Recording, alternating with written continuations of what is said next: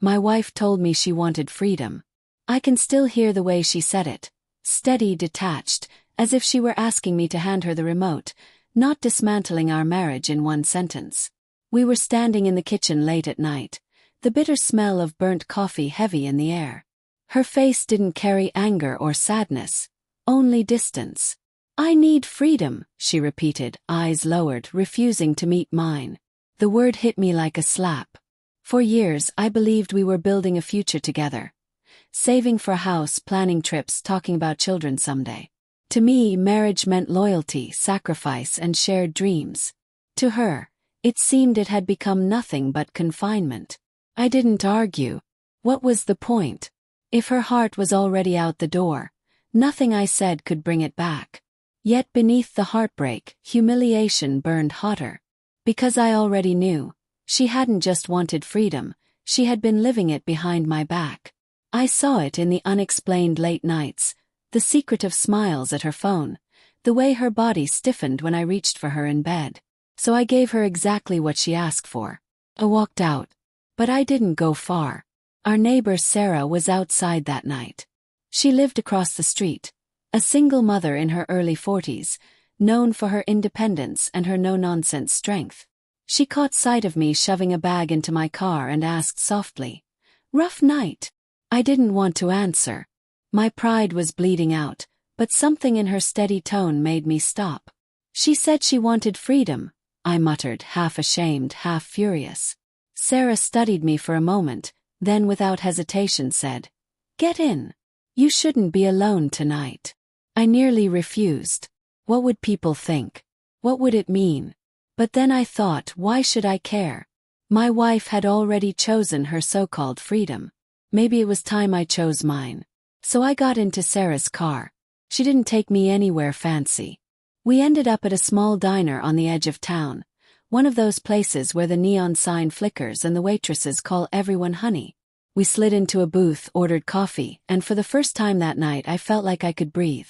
Sarah didn't dig for details. She didn't ask me to recount the wreckage. Instead, she told me about her own life, raising her son on her own, the disappointment she'd endured, the people who had failed her. And as I listened, I realized betrayal isn't unique. It's a cruel club that too many people are forced into. When we finally left the diner, it was close to 2 in the morning. I expected her to drive me back to my car, but instead, she took us up to the overlook where the city lights shimmered like scattered stars. We sat quietly for a long time, watching the glow below. Then she turned to me and said, "Don't let her break you. If she wanted freedom, let her choke on it. You deserve more than being someone's backup plan." Those words cut through me. For weeks, I had been drowning in shame, blaming myself. But she was right. My wife's choice was never about my worth.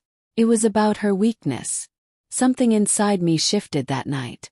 Not because Sarah tried to replace what I'd lost, but because she reminded me I wasn't worthless. I still mattered. I could rebuild. In the weeks that followed, Sarah and I grew closer. Not in the way neighbors gossip about, but in the way two people scarred by life can lean on each other. She checked in, invited me for dinner with her son, made sure I didn't sink into the darkness my wife had pushed me toward. And yes, sometimes the lines blurred. Her hand lingered on mine, her laughter sparked warmth I thought was gone.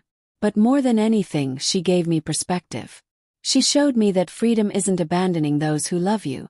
It's living honestly, making choices and owning them. My wife thought she was chasing excitement, but in truth, she was running from responsibility. Sarah, meanwhile, embodied true freedom every day. Not by leaving people behind, but by standing on her own 2 feet and building a life she owned completely. Eventually, my wife called. She was crying, saying she had made a mistake. That freedom wasn't what she imagined. That the people she had run to weren't who she believed they were. For a fleeting moment, the broken version of me wanted to forgive, to believe we could fix it. But then Sarah's words echoed in my mind. "Don't let her break you." So I told her no, calmly, firmly. "You asked for freedom. Now you live with it. I'm done." The silence on the other end was heavy, but for the first time since everything collapsed, I felt peace. Because here's the truth. Betrayal doesn't define you, it tests you. It forces you to discover who you are when the ground crumbles beneath your feet. And thanks to my neighbor, I realized I wasn't just the man my wife abandoned. I was a man reborn. She wanted freedom, so I let her have it. And Sarah, she picked me up that night, literally and figuratively, and reminded me of something my wife had long forgotten, that I was worth standing beside. In the end, my wife got the chaos she thought she wanted. I got the clarity I needed. And that clarity was worth more than anything I lost.